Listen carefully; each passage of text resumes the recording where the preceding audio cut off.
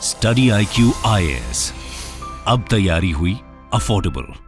Alibaba, Jack Ma, Communist Party of China, Xi Jinping, ये सारे नाम सुनकर क्या आपको कुछ याद आ रहा है? क्या आप कुछ कोरिलेट कर पा रहे हैं? आई एम श्योर कर पा रहे होंगे, क्योंकि all these things have been important in the global arena. और जब बायलैटरल रिलेशंस की बात होती है भारत और चीन की, तो सीपीसी और जैकमा और जी जिनपिंग की बात तो डेफिनेटली होती है। जैकमा की नहीं भी, लेकिन जी जिनपिंग की बात होती है। लेकिन हम यहां पर भारत के साथ जो आपसी संबंध है वो डिस्कस करने के लिए नहीं, लेकिन एक बहुत ही इंटरेस्टिंग इशू डिस्कस करने के लिए जो है आज जुड़ रहे हैं।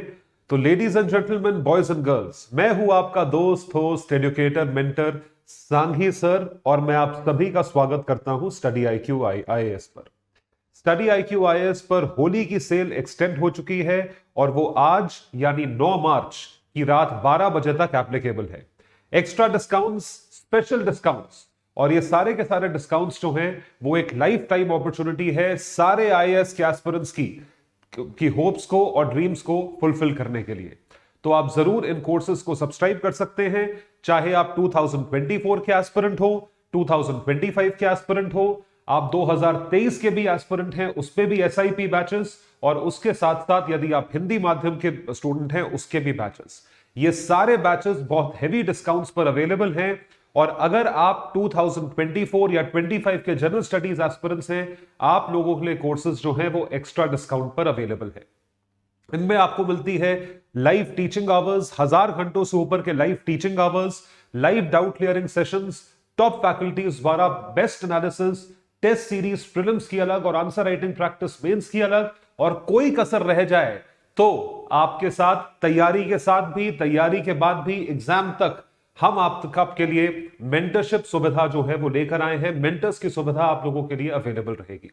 मेंटर्स के साथ साथ रिटायर्ड ब्यूरोक्रेट्स जो है वो ज्ञानवानी सेशंस देंगे, और ये सारी ही चीजें आपको उपलब्ध होंगी एक डिस्काउंटेड प्राइस पे, जो कि 30,000 नहीं, 19,000 भी नहीं, इस वक्त सिर्फ और सिर्फ 17,500 रुपए पे अवेलेबल है। Only 17,500 rupees, only till today night, सिर्फ आज रात तक, अगर आप मेरा कोड यूज करें जो कि है सांघी लाइव। तो ऑप्शनल कोर्सेज जो हैं वो 10,000 के हैं। SIP कोर्स आखिरी बैच है, जो क्रैश कोर्स जिसे हम बोलते हैं, वो एक आखिरी बैच है 2023 के एस्पिरेंट्स के लिए, वो भी आप सब्सक्राइब कर सकते हैं। That is only for 5,500। और लॉन्ग फॉर्म कोर्स, फाउंडेशन जिसे बोलते हैं, वो कोर्स सिर्फ और सिर्फ 17,500 रुपए का अवेलेबल है। कोड एक ही यूज करना है, सांघी लाइव। तो जरूर हमारे साथ जुड़े, और ये जितनी PDFs हैं इन्हें डाउनलोड करने के लिए मेरे साथ मेरे टेलीग्राम हैंडल पर जुड़े, Ayush Sanghi's IAS academy. So let's start analysing about what happened to this gentleman, जिनको आप मेरे पीछे देख रहे हैं। इनका नाम है जैक मा। ये चेयरपर्सन कम फाउंडर हैं अलीबाबा ग्रुप के, और ये मेजर प्रमोटर और मेजॉरिटी शेयर होल्डर थे एक एंट ग्रुप था, जो कि एक नया ग्रुप था उसके।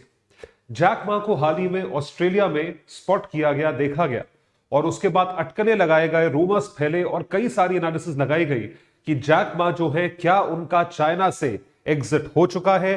Has he exerted the Chinese predominance और चाइनीज सबकॉन्टिनेंट?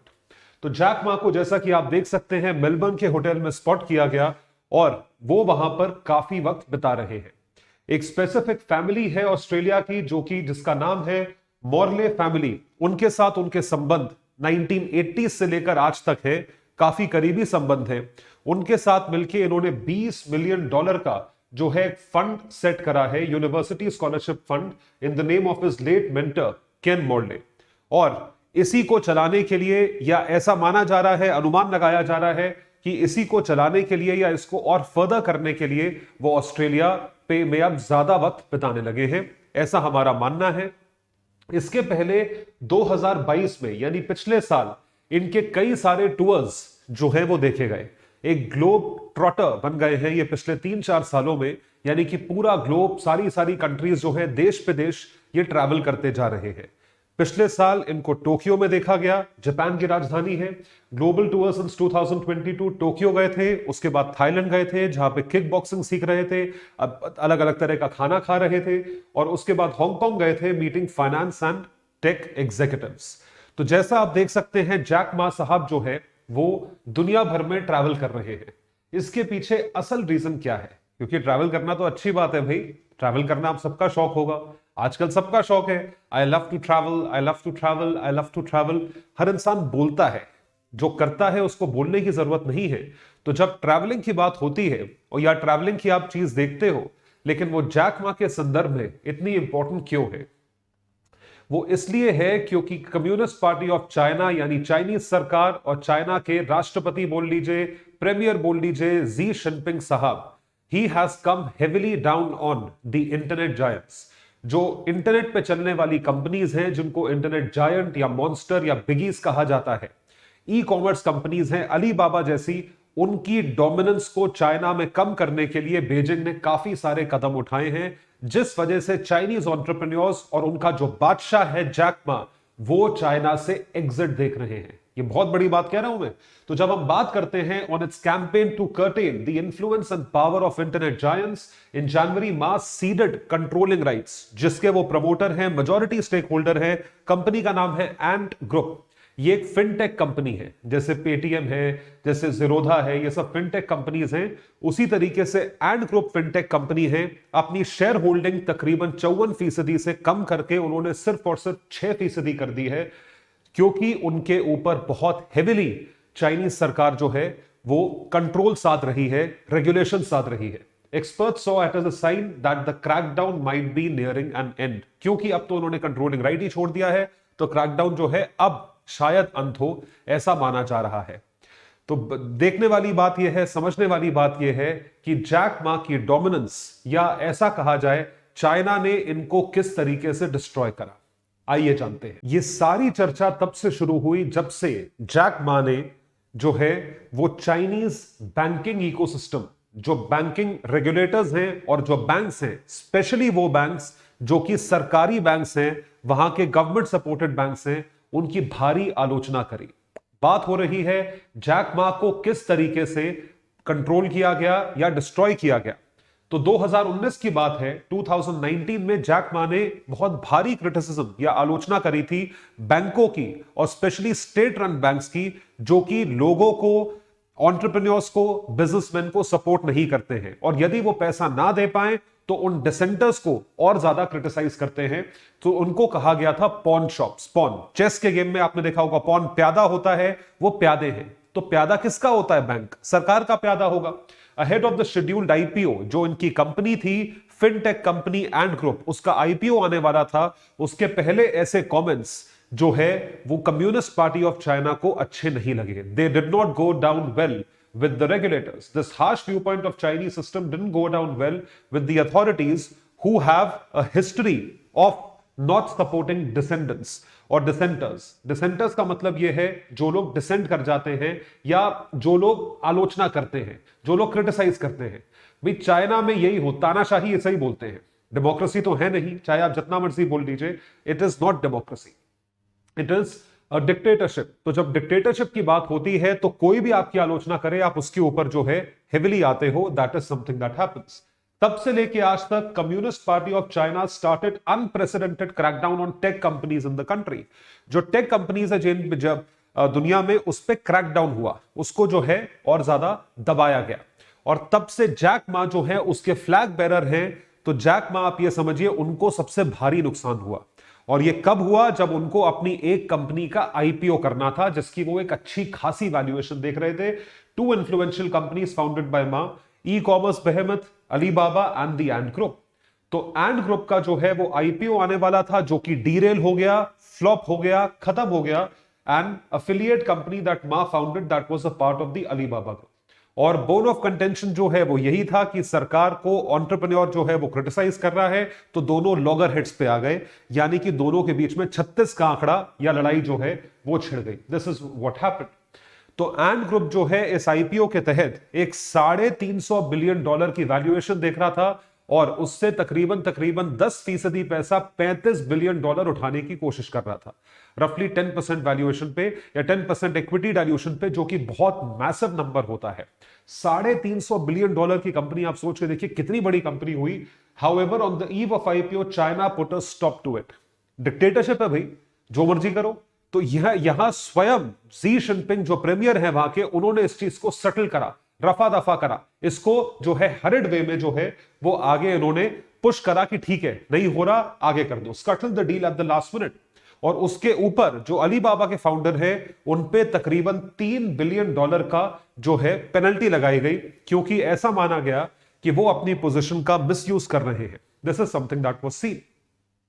अब पॉइंट ये है कि जैसे आपने अडानी के केस में भी देखा था, हिंडनबर्ग रिपोर्ट आई तो अडानी की वैल्यूएशन जो है बहुत स्काई रॉकेटिंग थी और क्रैश कर गई। अडानी जो है वो रिचेस्ट पर्सन थे, 30th पोजीशन पे, 40th पोजीशन पे पहुंच गए।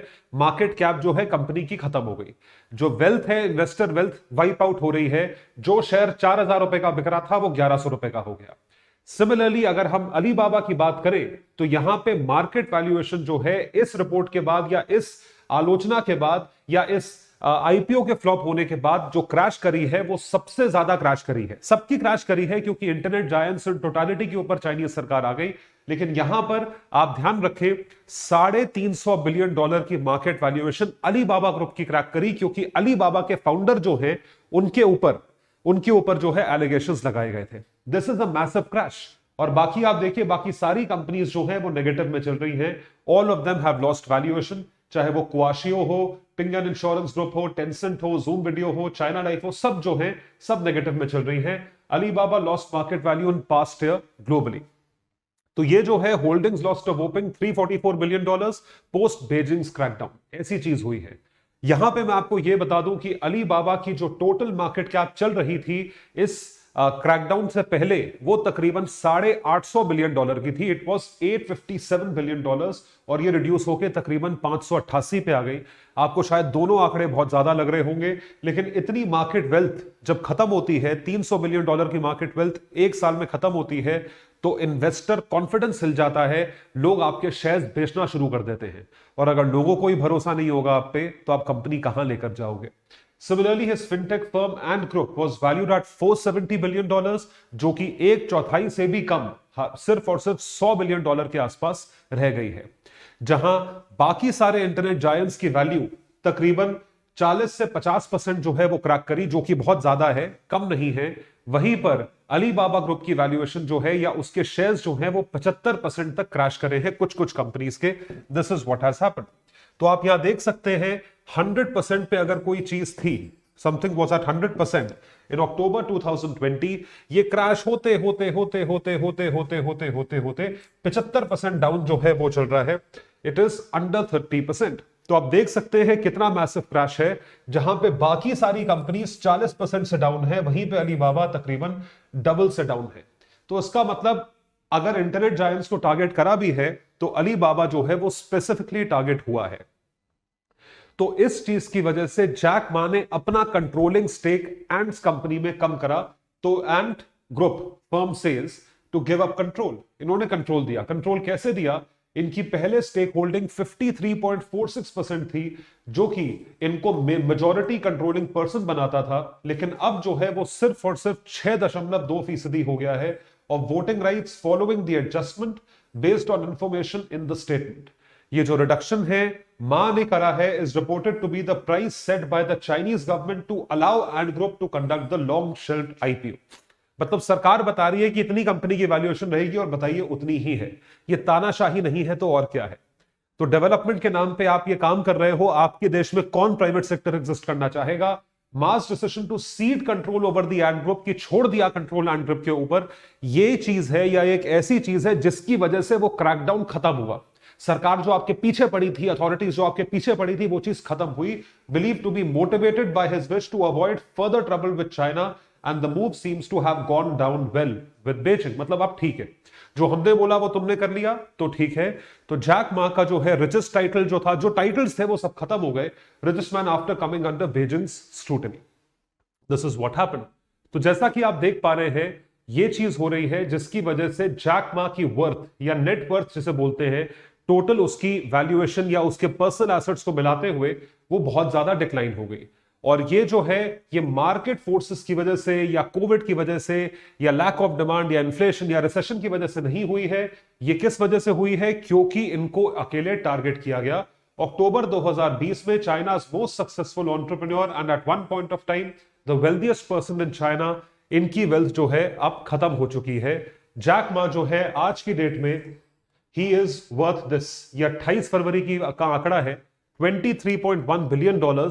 और ये जो थी इनकी वेल्थ कितनी थी आप देख सकते हैं, तकरीबन $48 बिलियन की वेल्थ थी। और ये सिर्फ और सिर्फ 2021 की बात हो रही है, जो कि क्रैश होके आधे से कम रह गई है। तो है तो अभी भी बहुत वेल्थ, लेकिन आपकी वेल्थ जो है वो जुड़ी हुई है आपकी कंपनी से। कंपनी क्रैश करी, आपकी वेल्थ क्रैश कर गई। और प्रॉब्लम इससे बड़ी ये है कि कंपनी कब तक लोगों का या शेयर होल्डर्स का भरोसा बांधे रखेगी। This is also a big question. यहां पे आप देख सकते हैं जो 100 सबसे अमीर लोग हैं चीन के, उसमें जैक मा का नंबर कहां आ गया है, $20 बिलियन की इनकी नेटवर्थ है। और ये टेक सेक्टर में ऑपरेट करते हैं। इनके ऊपर जो है जोंग जानसान, यिमिंग, रॉबिन, मा हुआटिंग, तो ये सब जो है ये अलग अलग इंडस्ट्रीज में ऑपरेट करते हैं। जैक मा इसके हेड पे रहा करते थे सबसे ऊपर रहा करते थे, लेकिन अब वो चीज जो है वो टाइटल खत्म हो चुका है, क्योंकि कंपनी से आपका शेयर स्टेक खत्म हो गया। जहां पे आपका स्टेक 53% था एक कंपनी में, तो 53% की वैल्यू 53% के हिसाब से होती थी, अब वो 6% रह जाएगा, तो जाहिर सी बात है आपकी वर्थ कहां से आएगी। इससे बड़ी बात यह है कि जैक मा जो है अब चीन में नहीं, चीन के बाहर अपना वक्त बिता रहे हैं। ये चीज 2-3 साल में देखी गई है, चाहे वो यूरोप हो, he has spent time in Spain, in Amsterdam, followed by that Hong Kong, Japan और अब ऑस्ट्रेलिया। तो it coincide with its harsh lockdown policies to cope with the pandemic.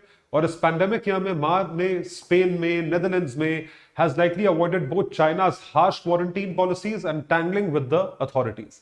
कि अथॉरिटीज से जो झगड़ा हुआ है उस चीज को लेके जो है इन्होंने ये कदम उठाया कि चाइना के बाहर टाइम बता रहे हैं। तो चाइना के बाहर इतने बड़े लोग तो है, अपना बेस बनाते हैं अलग अलग देशों में। तो ये देखने वाली बात है कि अब जैक मा चाइना के बाहर मूव करेंगे और बाहर से ऑपरेट करेंगे अपनी कंपनीज, या कंट्रोल किसी और को देके जो है बाहर सेटल हो जाएंगे। एक डिक्टेटरशिप में ऑपरेट करना सबसे बड़ा प्रॉब्लम यह है कि वहां पे आप मगरमच्छ से बैर नहीं कर सकते। जिस पानी में आप उतरते हैं उसी पानी में आप मगरमच्छ से बैर नहीं कर सकते। ये मुहावरा याद रखिएगा, ये लाइफ के लिए भी जरूरी है। घर में रहते हो आपको पता है किससे बैर नहीं करना है, कंपनी में काम करते हो आपको पता है किससे बैर नहीं करना है, फ्रेंड सर्कल में यदि आप रहते हो तो आपको पता है किससे बैर नहीं करना है।